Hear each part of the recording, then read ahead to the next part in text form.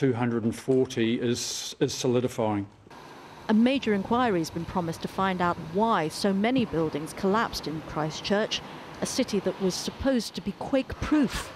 The finance ministers warned the earthquake's likely to wipe out any growth in New Zealand's already struggling economy.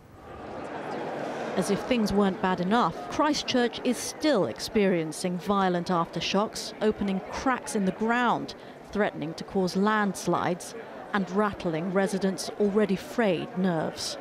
Veronica Pedrosa, Al Jazeera. In other news, police in the Democratic Republic of Congo have arrested more than 30 people after an attempted coup. The government said up to 60 armed men attacked the president's house on Sunday, killing 7 people. The leader, Joseph Kabila, wasn't at home and was unhurt. Fighting spread to a nearby army base before the Republican Guard put down the attack.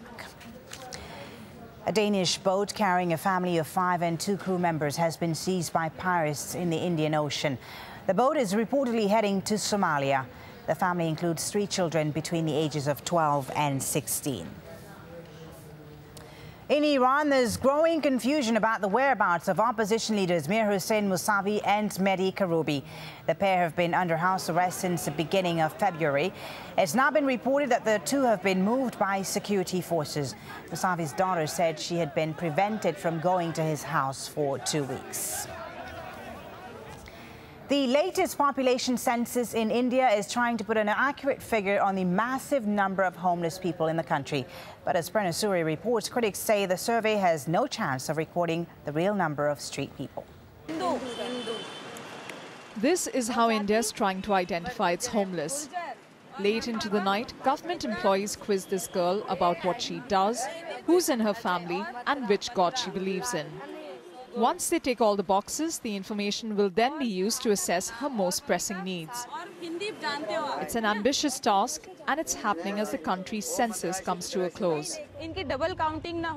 We've kept the homeless on the last day as we don't want to replicate data. They frequently move, so we wanted an accurate figure. Hari's lived his entire life on the streets of New Delhi and sells balloons for a living. He's been asked these questions many times in the past. But has life changed for him? They've come here before, but what's the point? I still can't send my kids to school or get a decent job. Nobody really knows how many homeless there are in India. Figures are sketchy and unreliable. And with no identification papers, children can't go to schools and families can't claim welfare benefits. The point of this exercise is to include every homeless person in this country, and government officials are conducting simultaneous exercises.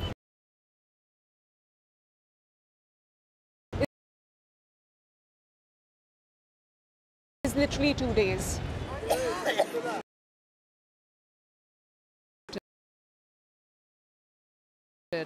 Across the city in a different area, this activist says officials have not counted large numbers of people. This is a total mockery of a statutory provision.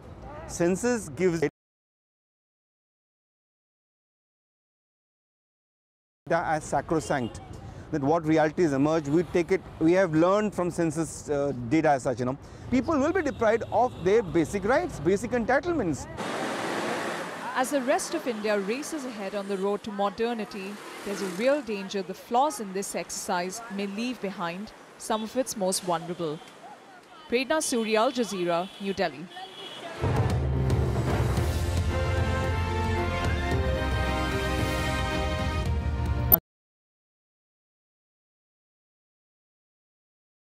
Jazeera, these are the stories making headlines. Muammar Gaddafi's forces have been fighting back anti-government protesters in Libya.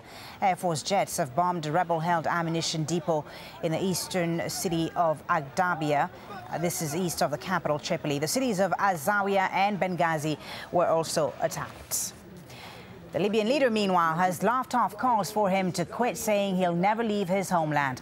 He also claims he is loved by the Libyan people. In a television interview with international media, Muammar Gaddafi repeated his claim that al-Qaeda is to blame for the unrest sweeping his country. Well, as the fighting goes on inside Libya, governments are continuing to evacuate their people from the country. There were tears of relief from this Pakistani man as he arrived home at Lahore airport. He was among the 170 evacuated on a specially chartered flight. In New Delhi, another 266 Indians have arrived home on a special Air India flight. Around 18,000 Indians were working in Libya before the unrest. Nigerians evacuated from Libya are accusing the Gaddafi regime of atrocities against them. Nearly 1,000 have been flown home in the past 2 days, while another 1,000 are awaiting rescue. I have so many friends in Libya. They told me that they cannot speak because Gaddafi has killed their cousins and uncles. He destroyed them all. I thank God because I'm free today. And I'm not going back to any part, any Arab world. I will never travel to any Arab world again. In other news, opposition groups in Yemen are holding more protests. Government forces have been trying to block protesters from entering the capital, but crowds have already gathered. President Ali Abdullah Saleh said on Monday he plans to announce a national unity government. He is expected to speak shortly. Egypt's top prosecutor has imposed a travel ban on former President Hosni Mubarak and his family. He's also ordered a freeze on all their financial assets inside the country. A heavy military presence is back on the streets of the Tunisian capital a day after the Prime Minister bowed out following a wave of protests. 2 ministers have also now resigned from the caretaker government. New Zealand has marked a week since the magnitude 6.3 earthquake hit the city of Christchurch. The country observed 2 minutes of silence to mark the occasion. More than 150 people from 20 nations have been confirmed dead. Riz Khan is next on Al Jazeera. Stay with us.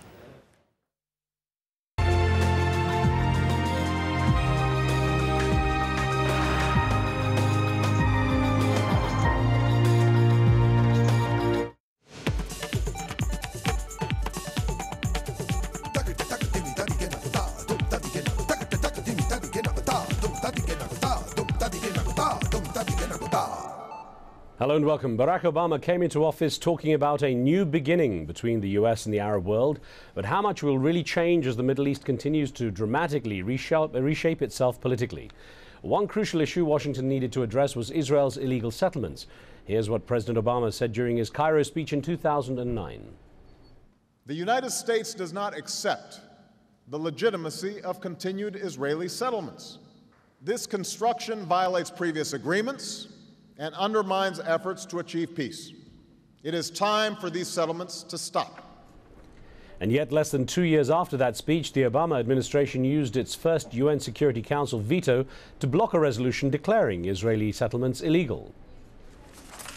The draft resolution has not been adopted owing to the negative vote of a permanent member of the Council.